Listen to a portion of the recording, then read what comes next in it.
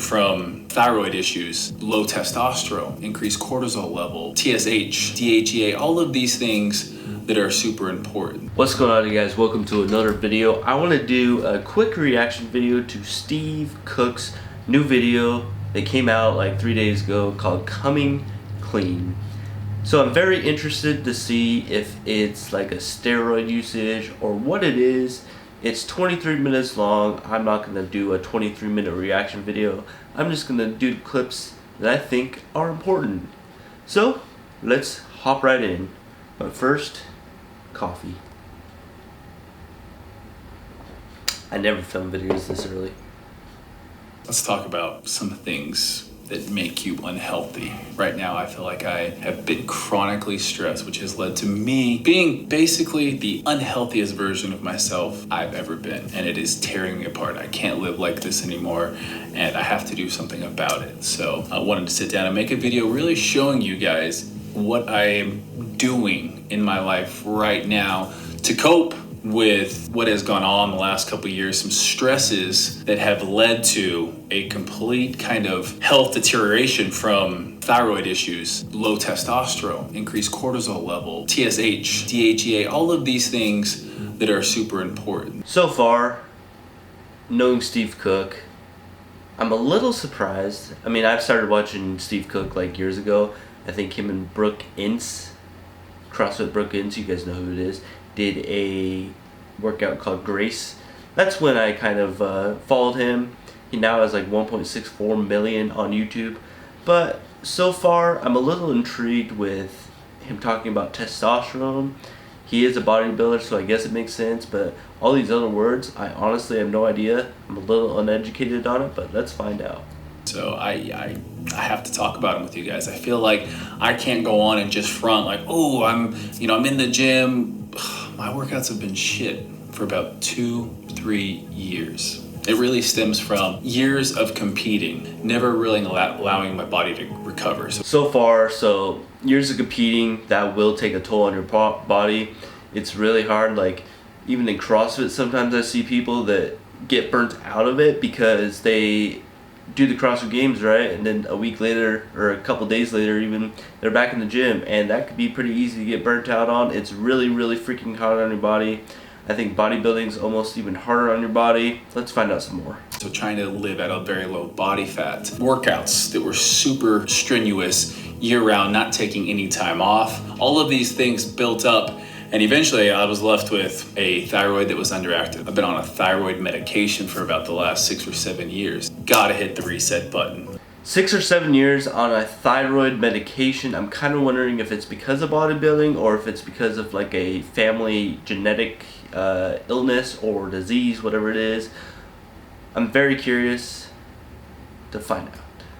I can't do this. I need help. We're gonna talk about what I did this past week for myself. Men, I don't think we talk about these types of issues. We are told by other men that we need to be more masculine. We're then told by a lot of society that, being masculine, that's toxic if you're too masculine. So this is really getting back to a positive, not only physical, but mental and spiritual side. Things, I feel like that I've neglected in the past. And I think that going forward, I kind of want my channel to be not just about physical health, but about that emotional and mental health. So this week, the first thing I did was get blood work done. And I sat down with the people. Before he tells us who got blood work done, I'm curious to see if you guys have ever got blood work done. I probably should. I know I do have some genetic issues that relate to blood.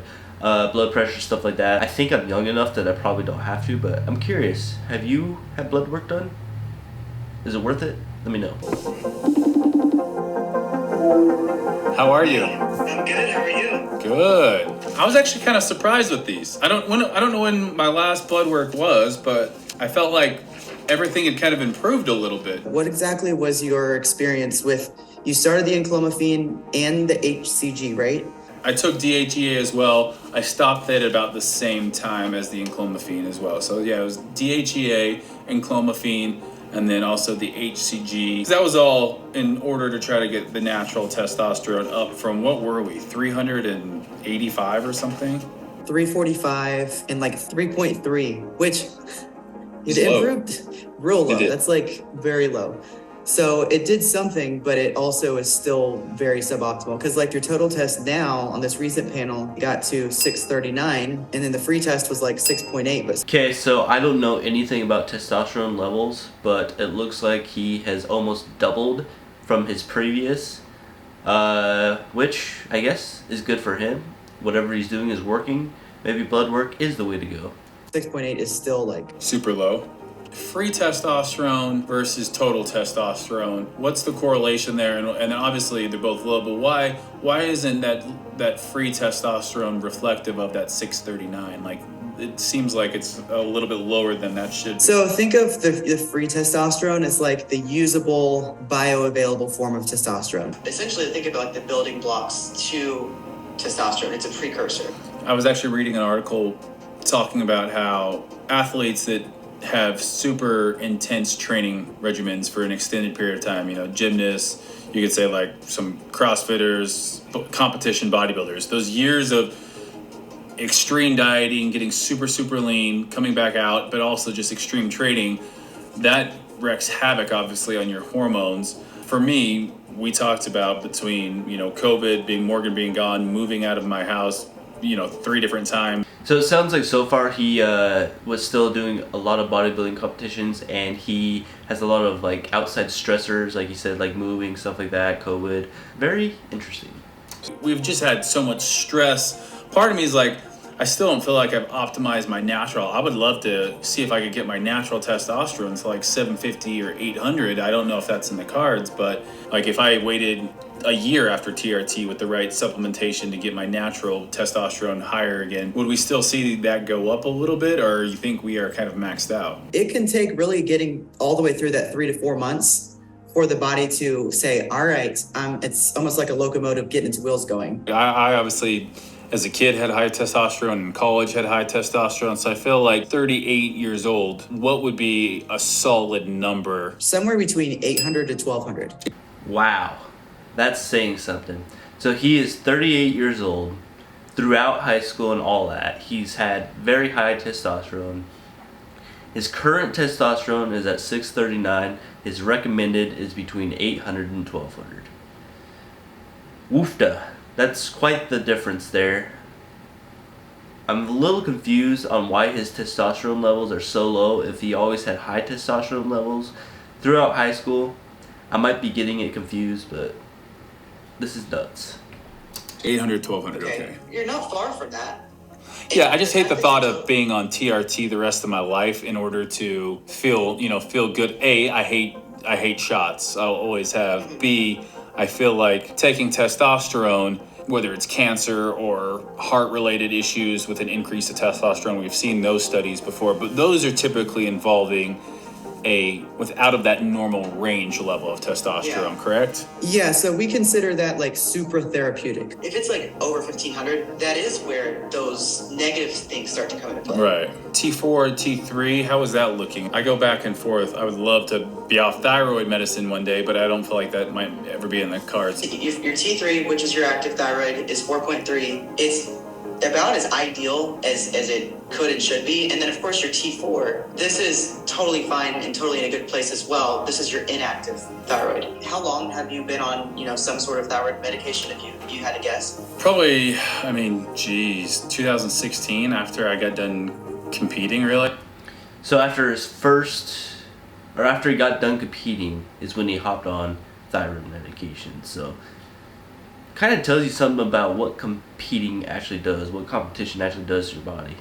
Not just in CrossFit and bodybuilding, in every sport, honestly, to a high level. Am I needing to actually change how many days I'm training to eventually actually feel better? 100%. That's exactly right, though. And from a biological standpoint, what are our bodies designed to do? Keep us safe. Right. Our bodies don't really care about us and our physique and how we feel. Things like HIIT and things like, in some context, intermittent fasting, or even going on prolonged fast where your body is not getting the nutrients that it needs, it starts to add up. Right. And we refer to it as like your allostatic load of stress. That might mean training 4 days a week, HIIT once a week, mobility once a week and then list once a week. It might mean switching things up to where you're not just flatlining that CNS all the time. The best analogy is like I'm keeping my car like on E, just putting enough gas in it to just get by. That's going to be a struggle on the engine eventually. We all know testosterone as like, oh, testosterone is what makes people super strong and hit home runs and you know, be roid rage. We hear all that kind of stuff, but if you don't have enough testosterone, life's kind of hell. He said it best. Let's skip ahead a little bit. I think we have a pretty good idea of his testosterone, what's going on there. I want to skip ahead. I wish these were time-stamped. Okay, let's see what he talks about right here.